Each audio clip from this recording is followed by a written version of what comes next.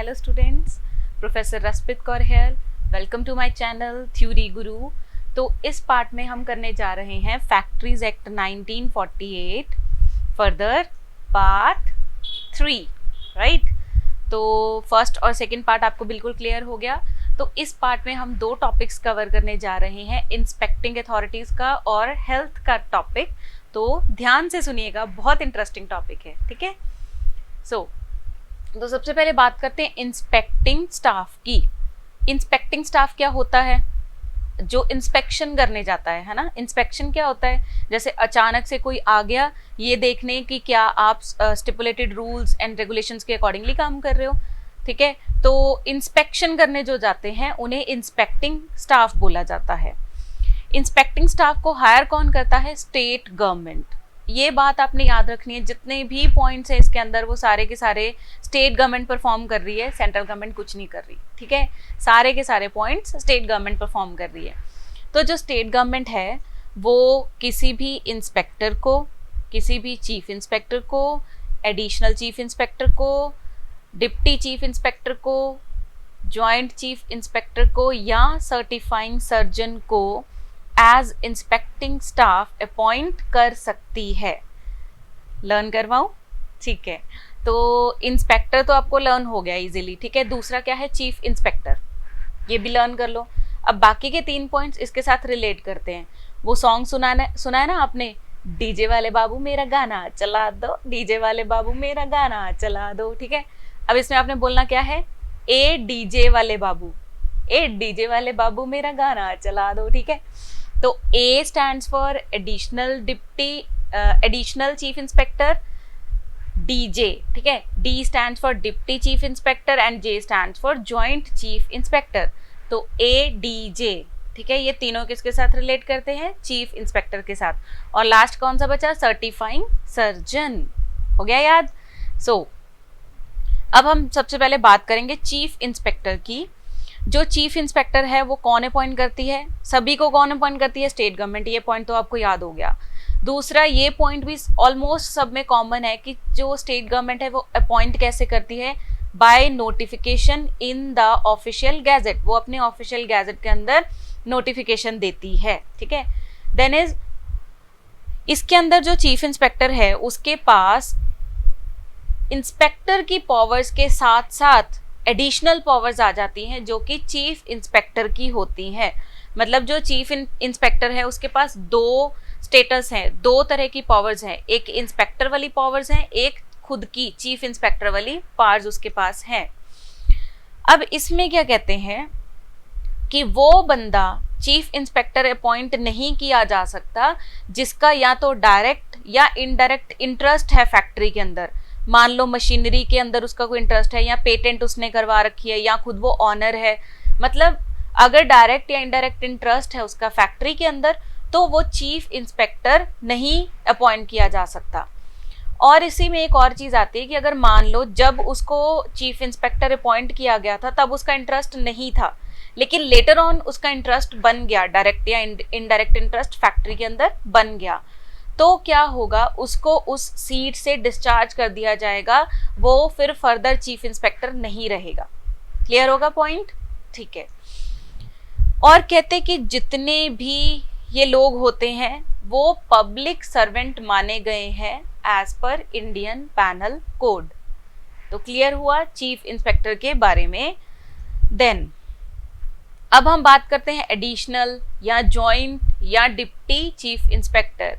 ए DJ वाले बाबू मेरा गाना चला दो, ठीक है. ए डीजे क्लियर हो गया, याद भी हो गया आपको. तो इसके अंदर भी कहते जितने मर्जी additional joint deputy chief inspector state government hire कर सकती है, एनी नंबर, एज मैनी, ठीक है. मतलब जितने उसको लगता है कि इंस्पेक्टर की हेल्प के लिए ज़रूरी है, ठीक है, उतने वो additional joint deputy chief inspector जो है वो अपॉइंट कर सकती है. उसके बाद सेम पॉइंट आ गया, मैंने आपको पहले ही बोला कि रिपीट होगा ये पॉइंट ऑलमोस्ट सब में, कि अपॉइंट कैसे किया जाता है?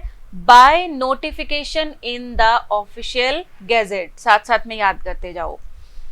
फिर देखो ये भी पॉइंट रिपीट हो गया कि इनके पास भी इंस्पेक्टर की पावर्स के साथ साथ चीफ इंस्पेक्टर वाली एडिशनल पावर्स भी आएंगी। फिर ये भी पॉइंट रिपीट हो गया कि पब्लिक सर्वेंट माना गया है इनको एज पर इंडियन पैनल कोड, ठीक है। तो additional joint deputy chief inspector भी आपको याद हो गया होगा। Next we have is inspector. Inspector भी कैसे अपॉइंट किया जाता है? By notification in the official gazette. अब तो आप साथ साथ में बोल रहे हो, आपको अच्छे से लर्न हो गया, ठीक है। फिर इसमें थोड़े से डिफरेंट पॉइंट्स हैं, ध्यान से सुनो कि इंस्पेक्टर वही बन सकता है जो प्रिस्क्राइब्ड क्वालिफिकेशन पोजेस करता है। मतलब इस एक्ट के अंदर बताया गया है कि कम से कम इतनी क्वालिफिकेशन होनी चाहिए, वही पर्सन एज इंस्पेक्टर हायर किया जा सकता है। देन और जो इंस्पेक्टर अपॉइंट किया जाता है वो लोकल लिमिट्स के अंदर अंदर अपॉइंट किया जाता है। जिस भी एरिया के अंदर स्टेट गवर्नमेंट को लगता है कि इतना एरिया इस इंस्पेक्टर के अंडर आना चाहिए, तो मतलब लोकल लिमिट्स के अंदर अंदर उसको इंस्पेक्टर अपॉइंट किया जाता है। अच्छा, अगर इंस्पेक्टर का ट्रांसफर हो रहा है ना, तो कोई भी नोटिफिकेशन जरूरी नहीं होती। अपॉइंटमेंट के टाइम पे ऑफिशियल गैजेट में नोटिफिकेशन की जरूरत होती है, लेकिन अगर उसका एक जगह से दूसरी जगह ट्रांसफर किया जा रहा है तब किसी नोटिफिकेशन की जरूरत नहीं होती, ठीक है। अब ये पॉइंट भी रिपीट हो रहा है कि कोई भी पर्सन एज इंस्पेक्टर अपॉइंट नहीं किया जा सकता अगर उसका डायरेक्ट या इनडायरेक्ट इंटरेस्ट है इन द फैक्ट्री, ठीक है। और देखो, कहते हर डिस्ट्रिक्ट का जो मैजिस्ट्रेट होता है ना, मैजिस्ट्रेट ऑफ द डिस्ट्रिक्ट, वो ही होता है इंस्पेक्टर फॉर होल डिस्ट्रिक्ट, ठीक है। मैजिस्ट्रेट ऑफ द डिस्ट्रिक्ट वही क्या होता है? इंस्पेक्टर फॉर द डिस्ट्रिक्ट, ठीक है। अगेन रिपीटेड पॉइंट, आप लोग बोलो, सभी को क्या माना गया है? Public servant. किसके अंदर? With in the Indian Penal code. Very good. अब इंस्पेक्टर के पास क्या क्या पावर्स होती हैं? सेक्शन 9। कभी कभी इंस्पेक्टर का क्वेश्चन जो है वो शॉर्ट में भी आ जाता है, लॉन्ग में भी आ सकता है पावर्स के साथ। तो सेक्शन 9 के अंदर बताते हैं कि इंस्पेक्टर के पास क्या क्या पावर्स होती हैं। फर्स्ट पावर उसके पास होती है कि वो किसी भी प्लेस के अंदर एंटर कर सकता है जहां पे उसे लगता है कि इस जगह को एज फैक्ट्री यूज किया जा रहा है। कहीं पे भी एंटर कर सकता है जहां पे उसके पास एक रीजन है ये बिलीव करने का कि इस जगह को एज फैक्ट्री यूज किया जा रहा है। और वो अपने साथ किसको लेके जा सकता है? अकम्पेन्ड बाय सच असिस्टेंट्स। अपने साथ असिस्टेंट्स की फौज लेके जा सकता है जो कि क्या है? सर्विस करते हैं गवर्नमेंट के अंदर, ठीक है। यहाँ गवर्नमेंट एम्प्लॉयज हैं। क्लियर हो गया? और क्या पावर्स है उसके पास? वो किसी भी प्रीमाइस को, किसी भी प्लांट को, किसी भी मशीनरी को, किसी भी आर्टिकल को, किसी भी सब्सटेंस को एग्जामिन कर सकता है, मतलब प्योरली उसकी एग्जामिनेशन कर सकता है, ठीक है। और अगर कहीं पे कोई एक्सीडेंट हुआ है या डेंजरस अकरेंस हुई है फैक्ट्री के अंदर, जिसकी वजह से किसी को बॉडीली इंजरी आई है, कहीं हाथ पैर कहीं पे भी उसको चोट आई है, या वो बंदा डिसेबल हो गया, ठीक है, या कोई आई विटनेस भी है वहां पे, ठीक है, तो उसके पास प्रॉपर पावर्स होती है कि वो प्रॉपर इंक्वायरी कर सकता है। इंक्वायरी कर सकता है रिगार्डिंग एक्सीडेंट कैसे हुआ, ये अकरेंस कैसे हुई, क्या निग्लिजेंस थी फैक्ट्री की, ठीक है। और अगर कोई आई विटनेस था तो उससे भी वो प्रॉपरली बात करके पूरा उसका ले सकता है स्टेटमेंट कि उसने क्या देखा, ठीक है। और वो कोई भी रजिस्टर डिमांड कर सकता है, वो कोई भी डॉक्यूमेंट डिमांड कर सकता है within the factory premises. इसमें एक और पॉइंट आता है कि with in the factory premises he demand कर सकता है, फैक्ट्री के बाहर वो कोई रजिस्टर, कोई डॉक्यूमेंट डिमांड नहीं कर सकता, ठीक है। देन सीज कर सकता है। सीज का मतलब क्या होता है? Hold of suddenly and forcibly. जैसे आपसे पेपर करते हुए शीट छीन ली जाती है ना, अपनी कस्टडी में ले ली जाती है, आप सिंगल वर्ड नहीं लिख पाते उसके बाद, तो सीज करना मतलब छीन लेना फोर्सिबली, ठीक है, सडनली अपनी कस्टडी में ले लेना। तो वो किसी भी डॉक्यूमेंट को, किसी भी रजिस्टर को सीज कर सकता है, उसकी कॉपीज ले सकता है, ठीक है, जितनी चाहे उतनी कॉपीज भी उनकी ले सकता है। फिर क्या है कि वो डायरेक्शन प्रोवाइड कर सकता है कि इस प्रीमाइसेस के अंदर, मतलब ये स्पेसिफिक पार्ट या ये specific thing shall remain undisturbed. अब आपने देखा ना, जैसे क्राइम पेट्रोल में हम लोग देखते हैं कोई बंदा छत से गिरा तो वो गिरा और वो उस क्राइम सीन के अगेंस्ट सारी वो पट्टियां सी लगा देते हैं कि अंदर एंटर नहीं होना, वो एरिया सील कर देते हैं। उसी तरह से कहते हैं कि जो इंस्पेक्टर है उसके पास पूरी पावर है कि वो फैक्ट्री के अंदर किसी भी प्रेमाइस को सील कर सकता है, किसी भी थिंग को, किसी भी पार्ट को, कि इस पार्ट को हाथ नहीं लगाना, ये बिल्कुल अनडिस्टर्ब्ड, अनटच्ड ऐसे ही रहना चाहिए जब तक कि इंक्वायरी पूरी नहीं हो जाती। ठीक है, देन वो क्या कर सकता है, take measurements, photographs, recordings as he considered necessary. तो मतलब अपनी इंक्वायरी पूरी करने के लिए अगर उसको इसमें से किसी भी चीज़ की ज़रूरत है, रिकॉर्डिंग की, फोटोग्राफ्स की, मेजरमेंट्स की, तो वो आराम से ले सकता है। और क्या कर सकता है, और वो पोजेशन ले सकता है। पोजेशन लेना क्या होता है, अपनी कस्टडी में लेना। ठीक है, पोजेशन ले सकता है किसी भी आर्टिकल का, किसी भी सब्सटेंस का जो कि उसे लगता है कि ये कॉज ऑफ डेंजर है, मतलब कि ये जो चीज़ है इसकी वजह से वर्कर्स की हेल्थ या सेफ्टी के अगेंस्ट डेंजर है, तो वो उस तरह के किसी भी सब्सटेंस को अपनी पोजीशन में, अपनी कस्टडी में ले सकता है। फिर या कोई भी सच अदर पार्ट्स जो उसको अपनी इंक्वायरी पूरी करने के लिए जरूरी है। क्लियर हो गया? तो ये थी duties of powers of inspector. Now penalty for obstructing inspector section 95।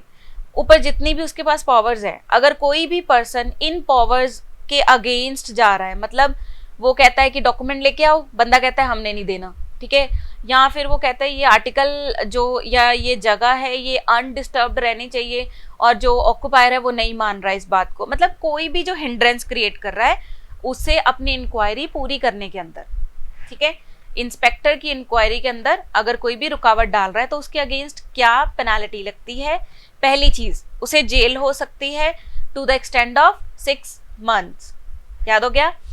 दूसरा, उसे फाइन हो सकता है up to the extend of ₹10,000, या फिर दोनों चीजें हो सकती है, 6 महीने तक की जेल भी हो सकती है और अप टू 10,000 का फाइन भी हो सकता है। और ये कौन से सेक्शन के अंडर कवर होता है? Section 95, right. देन है restriction on disclosure of information, section 118।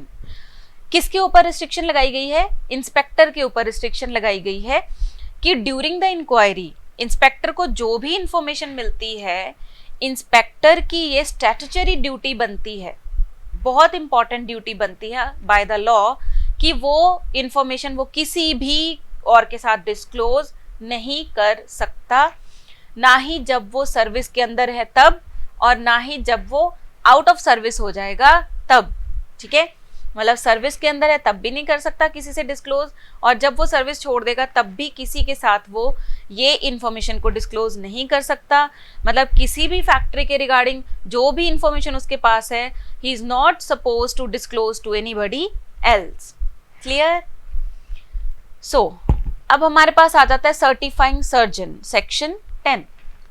Certifying surgeon भी कौन अपॉइंट करता है? मैंने आपको पहले ही बोल दिया, सारी चीजें कौन अपॉइंट करता है, सारे डिसीजंस कौन लेता है, बोलो एक बार।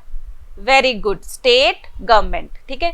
अब स्टेट गवर्नमेंट के पास ये पावर है कि वो किसी भी क्वालिफाइड मेडिकल प्रैक्टिशनर को, मतलब क्वालिफाइड मेडिकल प्रैक्टिशनर जो मेडिकल की प्रैक्टिस कर रहा है, उसको सर्टिफाइड सर्जन के तौर पे अपॉइंट कर सकती है within the local limits, ठीक है। Here CS stands for certifying surgeon. और जो सर्टिफाइंग सर्जन है उसके पास भी एक पावर है। उसके पास क्या पावर है? वो किसी भी और सर्टिफाइड सर्जन को नॉमिनेट कर सकता है अपनी जगह के ऊपर, और अपनी सारी पावर्स उसको दे सकता है कुछ स्पेसिफिक टाइम पीरियड तक। थोड़ी सी कंफ्यूजन हो गई तो सुनो। मान लो देयर इज अ पर्सन ए, उसको स्टेट गवर्नमेंट ने अपॉइंट कर दिया एज सर्टिफाइंग सर्जन, ठीक है। अब उस बंदे को बहुत एक्सट्रीम इमरजेंसी आ गई तो उसको 2 महीने के लिए अपनी पोस्ट से जो है जाना पड़ेगा, तो उसके पास पूरी अथॉरिटी है कि वो अपनी जगह पे किसी और क्वालिफाइड मेडिकल प्रैक्टिशनर को, मान लो किसी बी को, अपने फ्रेंड को, वो अपनी जगह पे अपॉइंट करके जा सकता है 2 महीने की छुट्टी पे, ठीक है। और साथ साथ जितनी भी पावर्स पहले ए के पास थी, अब वो सारी पावर्स किसके पास है, बी के पास, ठीक है। देन कहते अगेन ये पॉइंट है डायरेक्टली और indirectly interest in the factory के साथ। कोई भी पर्सन एज CS अपॉइंट नहीं किया जा सकता अगर उसका डायरेक्ट या इनडायरेक्ट इंटरेस्ट है किसके अंदर, फैक्ट्री के अंदर। क्लियर। सो अब सर्टिफाइड सर्जन की क्या ड्यूटीज होती हैं। सर्टिफाइड सर्जन की पहली ड्यूटी है कि वो अच्छे से एग्जामिन करे और सर्टिफिकेशन प्रोवाइड करे यंग पर्सन्स के ऊपर। मतलब ये एक तरह का डॉक्टर है जो पूरी तरह से उनका हेल्थ चेकअप कर रहा है, ठीक है। तो यंग पर्सन जितने भी उसके अंदर है, यंग पर्सन की डेफिनेशन मैंने आपको बताई थी, जितने भी अंडर द एज ऑफ 18 आते हैं वो सारे यंग पर्सन होते हैं। तो उनकी प्रॉपर एग्जामिनेशन करना और सर्टिफिकेट बना के देना कि वो हेल्दी हैं और उनकी हेल्थ कैसी है, दिस इज, ठीक है। फिर है examinations of person engaged in dangerous occupation और प्रोसेसेस। जितने भी लोग डेंजरस ऑक्यूपेशन या प्रोसेस के अंदर एंगेज्ड हैं उनकी प्रॉपर एग्जामिनेशन करना कि कहीं उनको कोई बीमारी तो नहीं लग गई, अगर नहीं लगी तो कितनी डेंजरस है उनकी जॉब, तो उसके लिए क्या क्या मेजर्स पहले से लिए जा सकते हैं जिनकी वजह से वो जो हैं बचे रहें और उनकी हेल्थ को कोई नुकसान ना हो, ठीक है। और इसकी क्या ड्यूटी होती है कि ये भी बताता है कि कितने मेडिकल सुपरविजन रिक्वायरमेंट है, कितनी मेडिकल सुपरविजन रिक्वायरमेंट है किसके रिगार्डिंग, कि illness that has occurred due to the nature of manufacturing process.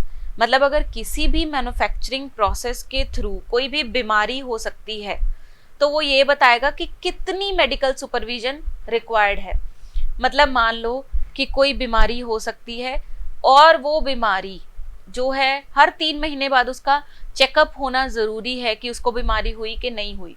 तो यहाँ पे वो क्या बता रहा है कि हर 3 महीने बाद मेडिकल सुपरविजन ज़रूरी है, ठीक है। और क्या बताता है, injury that is likely to be cause to the health of workers and young persons. वो ये भी बताता है कि अगर कोई इंजरी हो सकती है वर्कर्स को या यंग पर्सन्स को उनकी हेल्थ के रिगार्डिंग, तो वो ये बताता है कि कितनी देर बाद मेडिकल सुपरविजन ज़रूरी है। तो अगर और सिंपल करूं तो वो इन 2 केसेस के रिगार्डिंग बताता है कि कितनी देर बाद, कितने टाइम पीरियड बाद मेडिकल सुपरविजन जो है वो ज़रूरी है। तो ये ड्यूटीज़ होती हैं सर्टिफाइड सर्जन की। Clear. Next topic health, section 11 to 20। तो पहला टॉपिक हमने कवर किया, इसमें इंस्पेक्टिंग स्टाफ का क्लियर हो गया। तो अब सेकंड टॉपिक हम कवर करेंगे रिगार्डिंग हेल्थ। तो देखो किसी भी फैक्ट्री के अंदर जब वर्कर्स काम कर रहे हैं तो ऑक्यूपायर की रिस्पॉन्सिबिलिटी बनती है कि उस वर्कर्स की हेल्थ का पूरी तरह से ध्यान रखा जाए और वर्कर्स की हेल्थ को किसी भी तरह से हार्म नहीं होना चाहिए, ठीक है। तो बेसिकली इन सेक्शंस का जो मेन मकसद है वो क्या है, to protect the health of workers. Clear. तो सबसे पहले हमारे पास आता है क्लीनलीनेस, सेक्शन 11। क्लीनलीनेस मतलब साफ सफाई, ठीक है। तो कहते हैं हर एक फैक्ट्री के अंदर हर factory must be kept clean and free from effluvia. Effluvia का मतलब होता है हार्मफुल डिस्चार्ज, कि किसी भी फैक्ट्री के अंदर एक तो क्लीनलीनेस होनी चाहिए, दूसरा हार्मफुल डिस्चार्ज नहीं होना चाहिए जो कि वर्कर्स की हेल्थ के लिए ठीक नहीं है। तो कहते हैं हर एक फैक्ट्री को करना क्या चाहिए क्लीनलीनेस के लिए। पहली कहते हैं रोज जो डर्ट आती है, डस्ट वगैरह या जो रिफ्यूज, मतलब अगर कोई भी चीज़ बन रही है तो स्क्रैप बचा है उसका, ठीक है। तो जो भी स्क्रैप बच रहा है या जो भी डर्ट वगैरह है, डस्ट है, वो डेली बेसिस पे रिमूव होनी चाहिए, डेली बेसिस पे साफ होनी चाहिए, ठीक है। फिर कहते हैं वंस इन एवरी वीक, हर एक वीक के अंदर एक बार हर एक रूम को डिसइंफेक्ट करना ज़रूरी है। देखो कोरोना वायरस का टाइम चल रहा है तो हम वीडियोस देख रहे हैं ना काफ़ी सारी कि कैसे डिसइंफेक्ट किया जा रहा है। तो देखो हमारे फैक्ट्री एक्ट में उन्होंने कितने टाइम पहले से बोल दिया, 1948 में बना है, तो उसमें ही उन्होंने कह दिया कि हफ्ते में एक बार हर एक रूम को डिसइंफेक्ट ज़रूर करो ताकि कोई भी ऐसा वायरस या कोई भी ऐसा कोई भी ऐसी बीमारी जो छूने से फैलती है तो ये चीज़ वो ख़त्म हो जाएगी।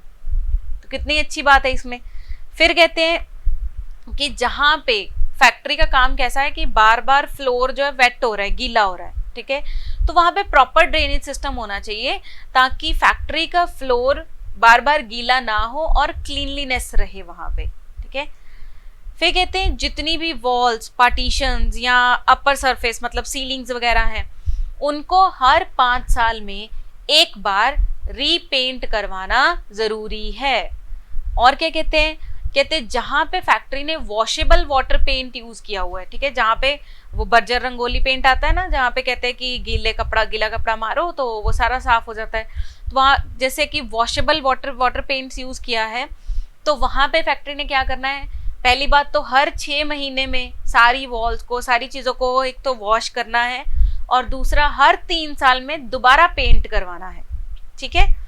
फिर कहते हैं अगर हम डोर्स की बात करें, विंडोज की बात करें, शटर्स की बात करें, तो हर 5 साल में या तो उन्हें रीपेंट करवाओ या उनके ऊपर वार्निशिंग करवाओ। वार्निशिंग वो पता है ना, ट्रांसपेरेंट सा जिससे शाइन आ जाती है, तो कहते हैं सारे डोर्स, विंडो, शटर्स को हर 5 साल में या तो वार्निशिंग करवाओ या रीपेंट करवाओ। अब स्टेट गवर्नमेंट क्या कहती है, स्टेट गवर्नमेंट के पास बहुत सारी पावर्स हैं। स्टेट गवर्नमेंट कहती है कि वो किसी भी फैक्ट्री को एग्जम्प्ट कर सकती है फ्रॉम दिस प्रोविजन, और इसके अलावा कोई और मेथड्स बता सकती है जिससे कि वो फैक्ट्री क्लीन रह सकती है। क्लियर। फिर हमारे पास आता है second, disposal of waste and effluents.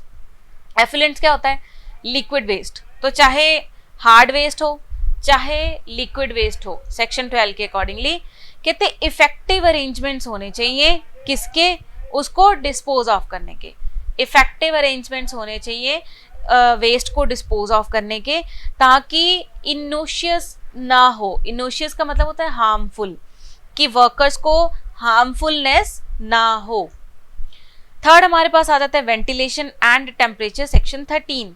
Ventilation क्या होती है कि प्रॉपरली क्लीन एयर अंदर आए और जो अंदर की गर्म हवा है बाहर जाए, हम उसे वेंटिलेशन कह देते हैं, है ना। तो कहते हैं फैक्ट्री के अंदर एडिक्वेट वेंटिलेशन होनी चाहिए और फ्रेश एयर की सर्कुलेशन होनी चाहिए। और कहते हैं टेम्परेचर ऐसा होना चाहिए, उतना ही टेम्परेचर होना चाहिए जिसके अंदर वर्कर्स कंफर्टेबली काम कर सकें और उन्हें कोई इंजरी ना हो।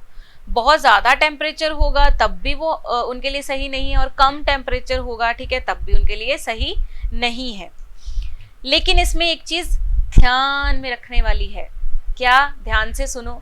कहते चीफ इंस्पेक्टर अगर उसको लगता है कि किसी फैक्ट्री का जो एक्सेसिवली हाई टेम्परेचर है उसे रिड्यूस किया जा सकता है by the adoption of suitable measures, कि कुछ मेजर्स को अडॉप्ट करके ये जो फैक्ट्री है उसका जो एक्सेसिवली हाई टेम्परेचर है उसे रिड्यूस किया जा सकता है, तो इंस्पेक्टर क्या करेगा, रिटर्न में ऑक्यूपायर को दे देगा कि कौन कौन से मेजर्स उसने अडॉप्ट करने हैं और कितनी टाइम लिमिट के अंदर अंदर अडॉप्ट करने हैं, ठीक है। Then fourth comes dust and fume. Fume का मतलब होता है स्मोक, सेक्शन 14।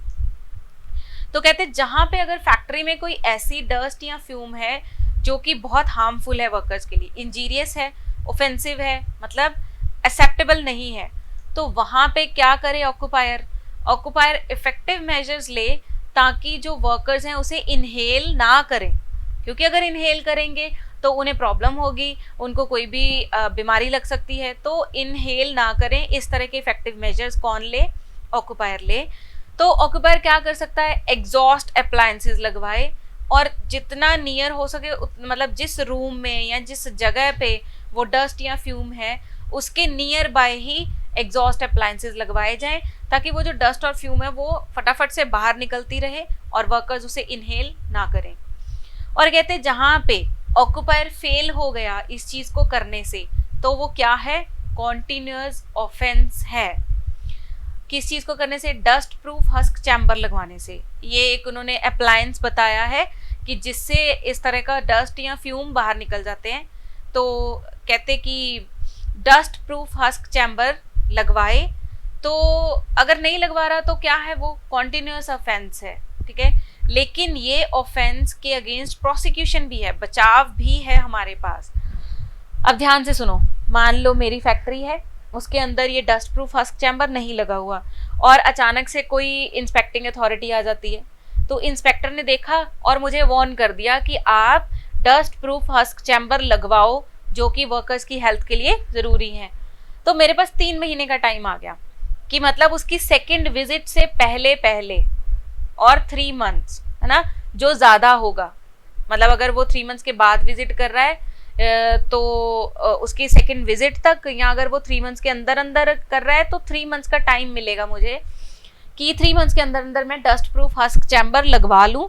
अगर उसकी सेकेंड विजिट तक भी मैंने नहीं लगवाए और उसने आके इस बात को नोटिस कर लिया, तो मेरे अगेंस्ट लीगल प्रोसीडिंग्स हो सकती हैं। ठीक है। Then we have artificial humidification, moisture जो होता है, जैसे आपने देखा ना, हम जब 70 बच्चे बैठ जाते हैं क्लास के अंदर तो हम यही चीज़ कहते हैं ना, मैम ह्यूमिडिटी बहुत है, सफोकेशन हो रही है, ह्यूमिडिटी है।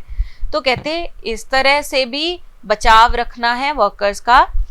तो SG stands for state government. State government कहती है कि स्टेट गवर्नमेंट ने कुछ रूल्स बनाए हैं किस चीज़ के regarding, humidity of the air is artificially increased, कि एयर के अंदर जो मॉइस्चर है उसको आर्टिफिशियली कैसे इंक्रीज किया जा सकता है।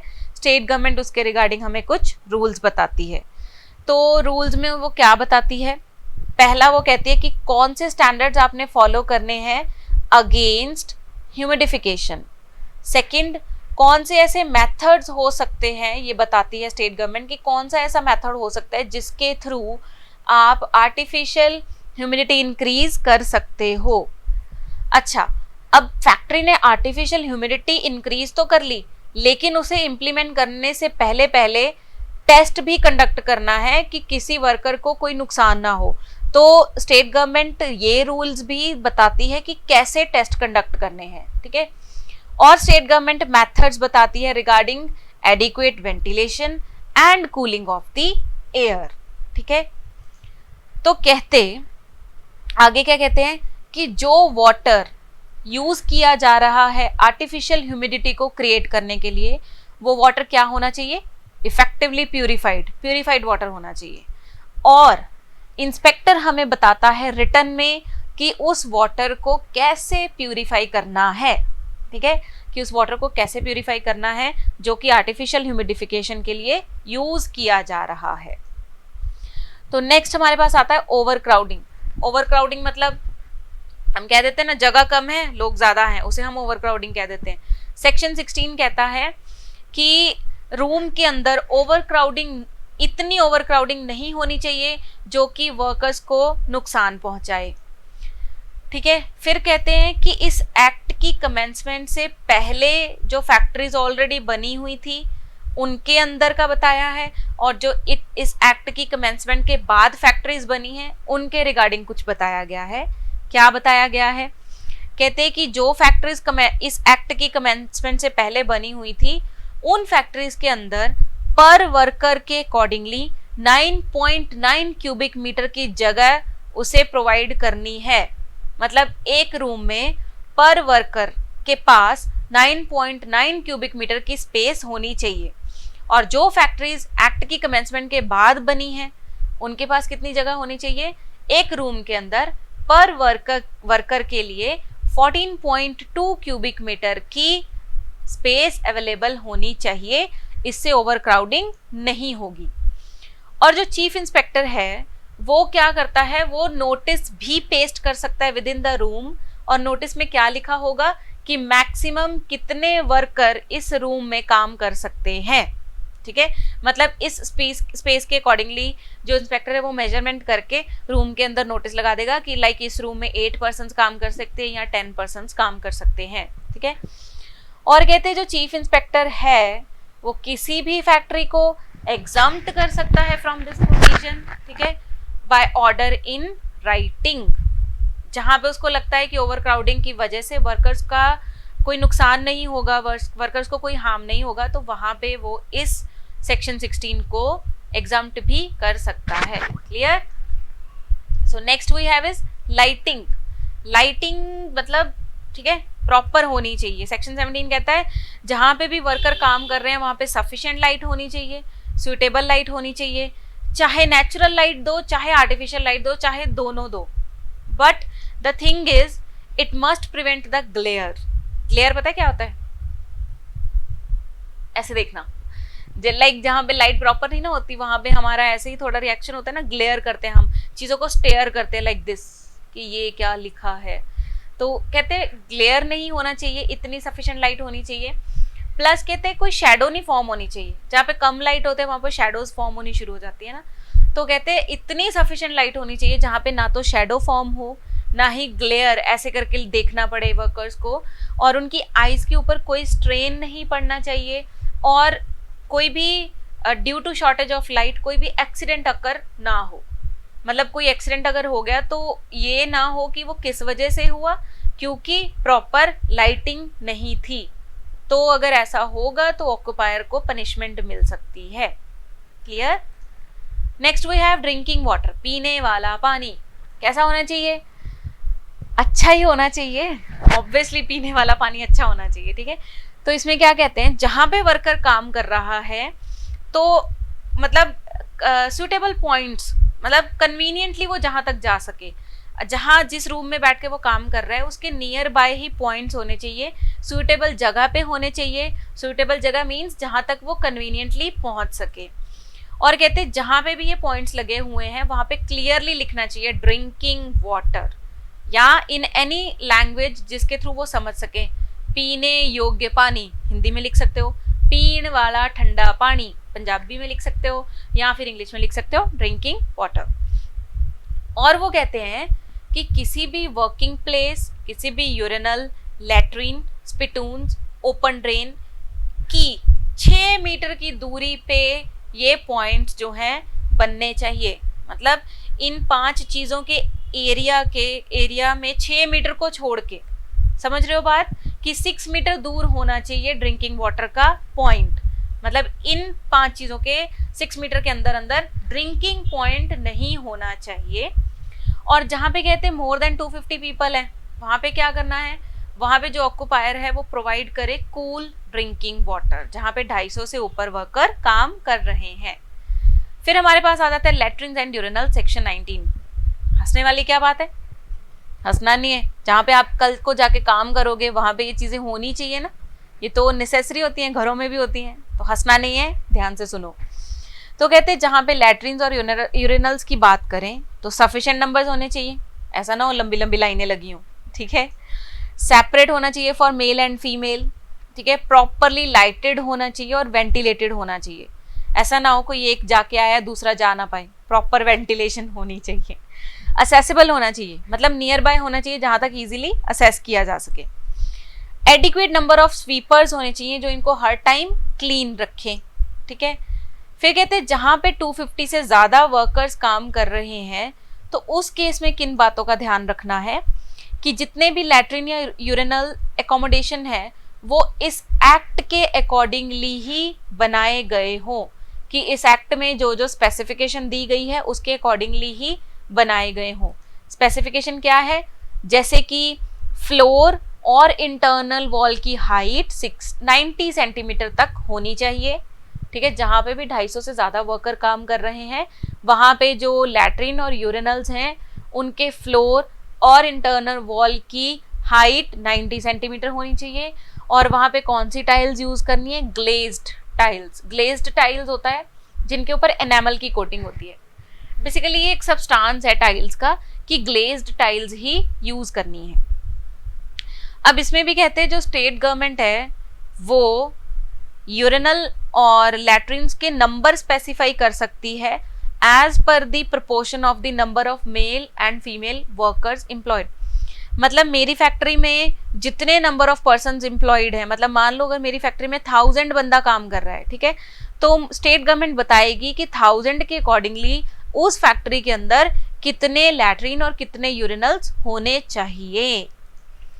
तो लास्ट हमारे पास आ जाता है स्पिटून्स। स्पिटून्स मतलब होता है जहाँ पे हम थूकते हैं, सेक्शन 20 कहता है स्पिटून्स जहाँ पे हम थूकते हैं। ठीक है, तो कहते हैं स्पिटून्स के भी सफिशिएंट नंबर होने चाहिए और वो कन्वीनियंट प्लेसेस पे होने चाहिए जहाँ पे इजीली जो वर्कर है वो अपना स्लाइवा स्प्लिट मतलब थूक सके। ठीक है, और जो ये स्पिटून्स हैं वो मेंटेन्ड होने चाहिए कैसे? क्लीन और हाइजीनिक कंडीशन होनी चाहिए, उनकी कंडीशन हमेशा क्लीन और हाइजीनिक होनी चाहिए।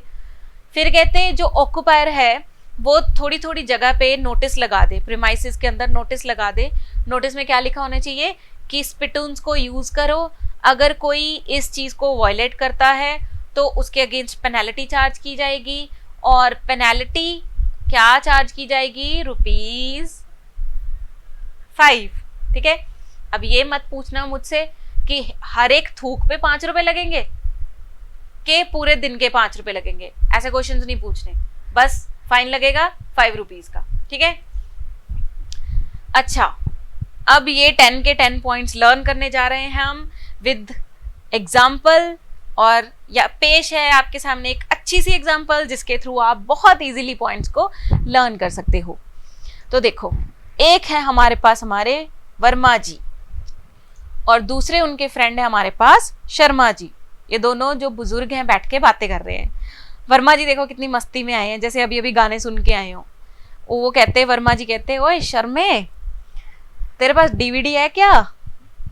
शर्मा जी देखो कैसे बैठे हैं बेचारे। शर्मा जी कहते हैं, सी डीवीडी एक्चुअली ओल्ड लगता है वो सिस्टम हुन। ठीक है, याद कर लो ये लाइन। ठीक है, इसी लाइन के अंदर छुपे हुए हैं आपके हेल्थ के 10 के 10 points. C stands for cleanliness, D stands for disposal of waste and effluents, C stands for ventilation and temperature, D stands for dust and fume, A stands for artificial humidification, O stands for overcrowding, L stands for lighting, D stands for drinking water, L stands for latrines and urinals, and last S stands for spittoons. Clear?